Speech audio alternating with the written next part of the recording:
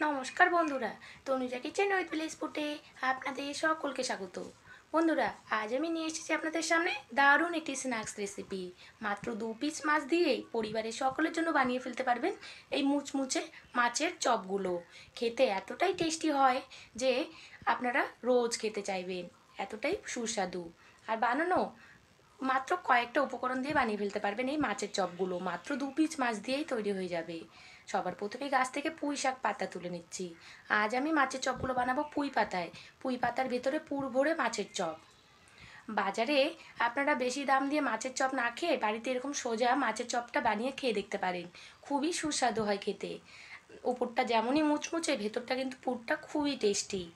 আর আজকে সেই মাছের পুরের মধ্যে এমন একটা জিনিস দেবো যার গন্ধে আপনাদের মন ভরে যাবে, এতটাই সুস্বাদু হয়।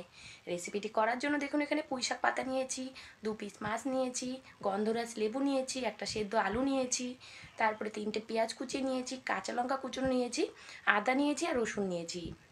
এবার আমি মাছের পিস দুটোতে নুন হলুদ মাখিয়ে নিচ্ছি। আর এই রেসিপিটা করতে কিন্তু গন্ধরাজ লেবু লাগবে।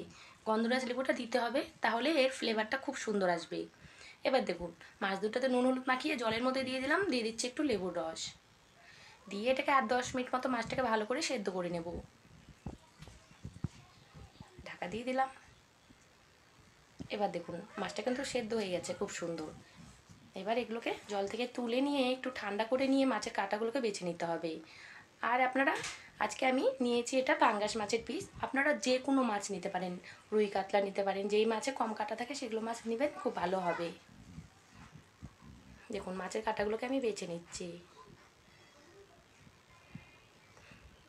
দেখুন, মাছের কাঁটাটাকে খুব সুন্দর করে কিন্তু বেছে নিতে হবে। আর নিয়ে নিয়েছি এখানে একটা সেদ্ধ আলু। আলুটাকে ভালো করে হাত দিয়ে মেখে নিলাম চটকে। আর এদিকে দেখুন, কড়াইয়ের মধ্যে তেল দিয়ে দিলাম 50 গ্রাম মতো। এর মধ্যে 3টে কুচনো পেঁয়াজ আর কাঁচা লঙ্কা চিরাগুলো দিয়ে দিলাম। এটাকে 3 মিনিট মতো ভেজে নিতে হবে।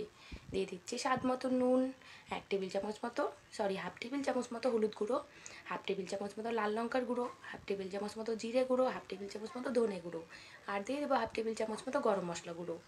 সব কিছু দিয়ে ভালো করে একসাথে ভেজে নিতে হবে এগুলোকে। এরপরে দিয়ে দিচ্ছি 2 টেবিল চামচ মতো আদা আর রসুন থেতো করে রেখেছি সেটা। দিয়ে এগুলোকে ভালো করে একসাথে কষিয়ে নিচ্ছি। দেখুন এইভাবে। এটা যখন ভাজা ভাজা হয়ে যাবে, এরপরে যে আলুটা ম্যাশ করে রেখেছি আর মাছের কাঁটাটা বেছে রেখেছি সেটা এর মধ্যে দিয়ে দেবো। দিয়ে একসাথে ভালো করে এগুলোকে মিলিয়ে নেব 5 মিনিট মতো আরও। এবার সেই জিনিসটা দিচ্ছি, দেখুন, গন্ধরাজ লেবুর যে উপরে সবুজ খোসাটা হয় সেটা দেবো, কিন্তু সেটা দিলে এর মধ্যে খুব সুন্দর একটা ফ্লেভার আসবে। গন্ধটা শুনেই যেন খেতে ইচ্ছে করবে, এতটাই সুন্দর একটা গন্ধ বেরোবে। আর দিয়ে দিচ্ছি গন্ধরাজ লেবুর রস 2 টেবিল চামচ মতো। খুবই সুন্দর হবে, টক টক ঝাল ঝাল এই রেসিপিটি। ভেতরের পুরটা থাকবে টক টক ঝাল ঝাল, আর উপরে থাকবে দারুণ ক্রিস্পি। দেখুন এইভাবে পুরটাকে রেডি করে নিলাম। এবার এটাকে নামিয়ে একটু ঠান্ডা করে নিচ্ছি। আর ততক্ষণ একটা ব্যাটার বানিয়ে নিচ্ছি বেসনের। বেসন নিয়েছি 1 কাপ মতো, 1 টেবিল চামচ মতো কালো জিরে দিয়ে দিলাম, স্বাদ মতো নুন, আর 1/2 টেবিল চামচ মতো হলুদ গুঁড়ো দিয়ে বেসনটাকে জল দিয়ে ভালো করে গুলিয়ে একটা ব্যাটার করে নেব।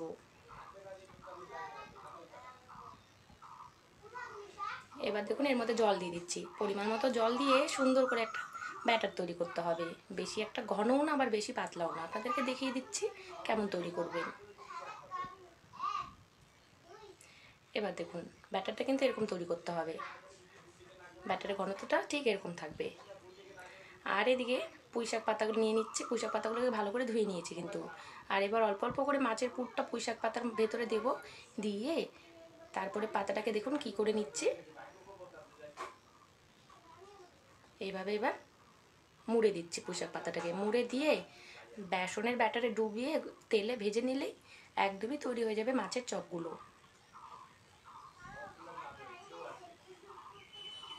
দেখুন, এবার কড়াইয়ে তেল দিয়ে দিলাম।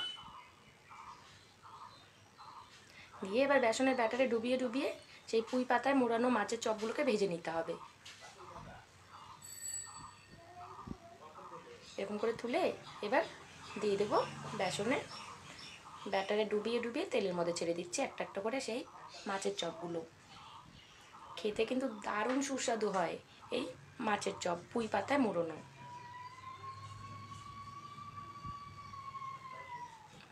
এবার এক পাশ হয়ে গেছে, আরেক পিঠ উল্টে দিচ্ছি। এইভাবে উল্টে পাল্টে লাল লাল করে ভেজে নামিয়ে নিতে হবে, তাহলেই তৈরি হয়ে যাবে আজকে পুঁই পাতায় মোড়ানো মাছের চপ।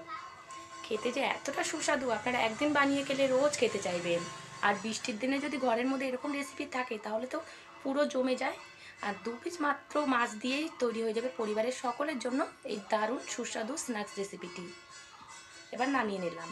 বন্ধুরা, আজকের রেসিপিটি আপনাদের কেমন লাগলো? ভালো লেগে থাকলে ভিডিওটা একটা লাইক করবেন, কমেন্ট করবেন, আমার চ্যানেলটাতে কিন্তু অবশ্যই সাবস্ক্রাইব করবেন। আর এই পুঁই পাতায় মোড়ানো মাছের চপগুলো আপনারা একদিন বাড়িতে অবশ্যই বানিয়ে দেখবেন। আশা করি আপনাদের খুবই পছন্দ হবে। দেখুন, ওপরটা কিন্তু দারুণ মুচমুচে হয়েছে আর ভিতরে মাছের পুর ভরা আছে। খেতে সত্যিই দারুণ সুস্বাদু। দেখতে যতটা সুন্দর হয়েছে, খেতেও কিন্তু দুর্দান্ত টেস্টি হয়েছে। বন্ধুরা, আজ আমি আসছি, আবার আপনাদের সাথে দেখা হবে নেক্সট ভিডিওতে। আপনারা সকলে ভালো থাকবেন, সুস্থ থাকবেন। ধন্যবাদ।